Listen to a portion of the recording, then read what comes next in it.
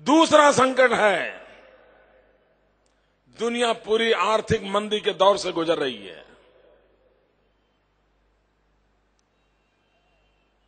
विश्व पूरा और ज्यादातर डेवलप कंट्रीज संकट के घेरे में है। क्या इस स्थिति को हम देखते रहेंगे? यह स्थिति से बचते रहेंगे या स्थिति का फायदा उठाएंगे?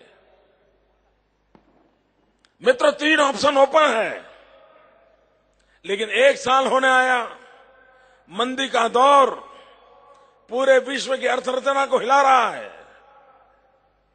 हमारे सामने 3 ऑप्शन, या तो देखते रहें, बचते रहें, या अवसर का फायदा उठाएं। भाइयों बहनों, मुझे दुख के साथ कहना पड़ता है कि प्रधानमंत्री मनमोहन सिंह जी अर्थवेत्ता होने के बावजूद भी देश को वो नेतृत्व नहीं दे पाए जो इस आर्थिक संकट के काल में इस संकट को अवसर में पलट दे। मित्र, मैं आज यहां गुजरात की तारीफ करने के लिए नहीं आया हूं, लेकिन मैं उदाहरण के तौर पर बताना चाहता हूं। मित्र, दुनिया के मंदी के दौर में दुनिया की कोई भी कंपनी बाजार से हटना नहीं चाहती है। वो अपना प्रोडक्शन करना चाहती है, मैन्युफैक्चरिंग करना चाहती है, वो मार्केट की तलाश में रहती है। हमारे पास 2 बड़े स्ट्रांग पॉइंट हैं। एक, 100 करोड़ का मार्केट है, 100 करोड़ देशवासियों का बाजार है, दुनिया का सबसे बड़ा बाजार हमारे पास है। और दूसरा, कम से कम खर्चे में skill labour, peaceful labour, efficient labour, ये ह्यूमन रिसोर्स, ये हमारी दूसरी पूंजी है। ये दोनों चीजें ऐसी हैं कि दुनिया को मंदी के दौर से निकालने के लिए 2 अश्व की तरह काम कर सकती हैं। अगर हम इन चीजों का इस्तेमाल करें तो दुनिया को तो मंदी के दौर से बाहर ला सकते हैं, लेकिन हिंदुस्तान को इस मंदी पर सवार होकर के सुख और समृद्धि की नाव की ओर आगे बढ़ सकते हैं। मित्र,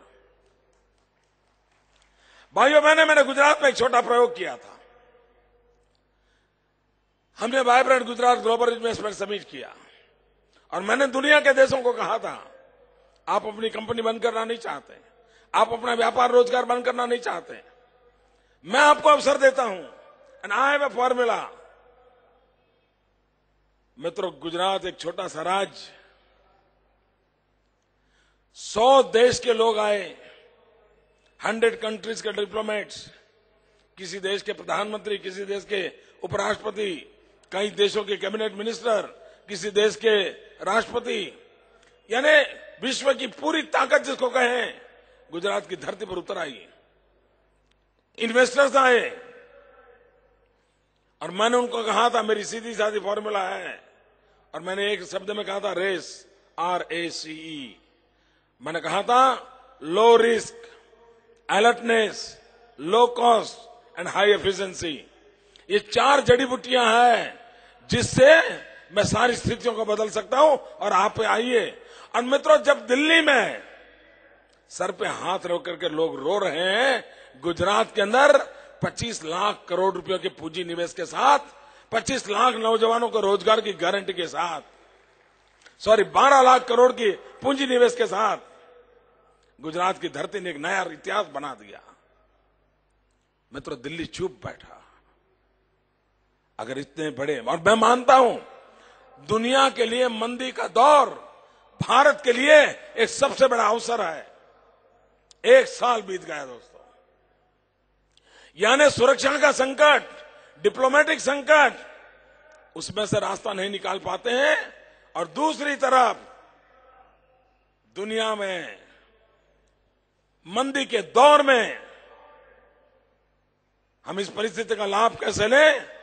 भाइयों बहनों, तब मैं कहता हूं कि दिल्ली को एक ऐसी सरकार की जरूरत है जो स्थितियों को बदलने का सामर्थ्य रखती हो। मैं राजनीतिक तू मैं करनी है तो मेरे पास तीर के तीर भरे पड़े रहते हैं, लेकिन मैं आज उस तीर का उपयोग करना नहीं चाहता हूं। मुझे बताइए मित्रों, अगर हम इस देश को बदलना चाहे तो बदल सकते हैं कि नहीं? मैं गुजरात के अनुभव से कह सकता हूं भाइयों, अगर शासन में बैठे हुए लोग ईमानदारी और कमिटमेंट के साथ, ज्यादा नहीं 5 साल चाहिए दोस्तों, स्थितियों को बदला जा सकता है। और गुजरात ने बदल के दिखा दिया है। मतलब निराश होने का कोई कारण नहीं भैया। जो एक माहौल बनाया गया है कि देश में कुछ नहीं होगा, मैं अनुभव से कहता हूं, जो चाहे तो वो कर सकते हैं मित्रों। करप्शन को लेकर के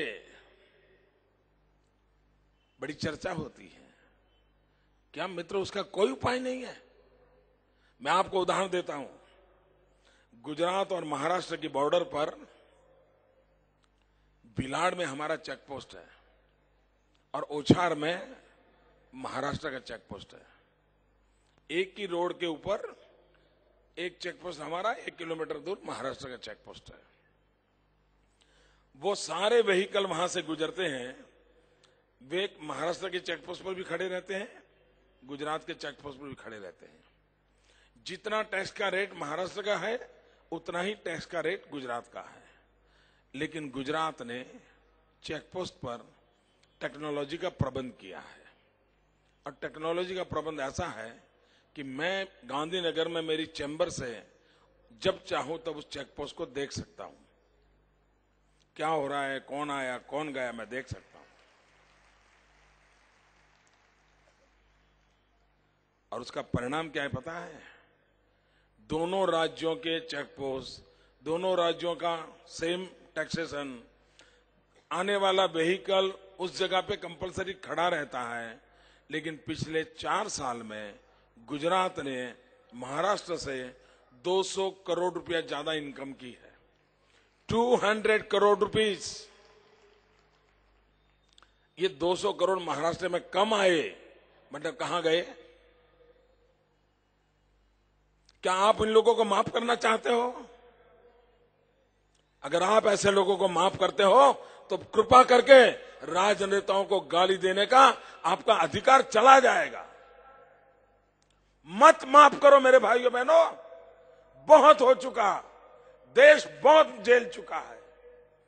क्यों माफ करते हैं ऐसे लोगों को? मैं पूछने आया हूं आपको। अगर नागरिक अपने अधिकार का उपयोग नहीं करेगा, अपने हक का उपयोग नहीं करेगा, राजनीतिक ताकतों का जवाब नहीं मांगेगा, तो बद से बदतर मामला बिगड़ता जाएगा। और इसलिए भाइयों बहनों, मैं ऐसा समाज चाहता हूं जो हम लोगों का हिसाब मांगे।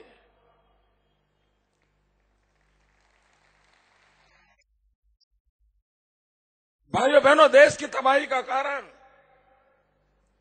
वोट बैंक की राजनीति है।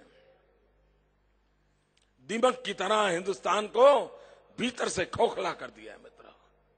हर चीज में कुर्सी बचेगी कि नहीं बचेगी, और वोट बैंक की राजनीति ने देश को कितना तबाह करके रखा है मित्रों। गुजरात आपके सामने उदाहरण है। गुजरात ने वोट बैंक की राजनीति को दफना दिया, उसने विकास की राजनीति का रास्ता अपना लिया। और आज पूरे हिंदुस्तान में साहब, जो गुजरात को प्रेम करते हैं वे भी गुजरात की बात करते हैं, और जिनको गुजरात प्यारा नहीं लगता है उनको भी गुजरात का ही नाम लेना पड़ता है। जो गुजरात को प्रेम करते हैं वो ऐसा कहते हैं, हम गुजरात जैसा करेंगे, हमारे यहां हम गुजरात जैसा लाएंगे, ऐसा कहते हैं ना। और जो प्रेम नहीं करते वो क्या कहते हैं? अरे देखो, इस मुद्दे पर हम गुजरात से भी थोड़ा आगे हैं। मतलब मापदंड है गुजरात, यार्डस्टिक है गुजरात। और उसका कारण यह है कि गुजरात ने वोट बैंक की राजनीति को दफना दिया, विकास की राजनीति का रास्ता अपनाया।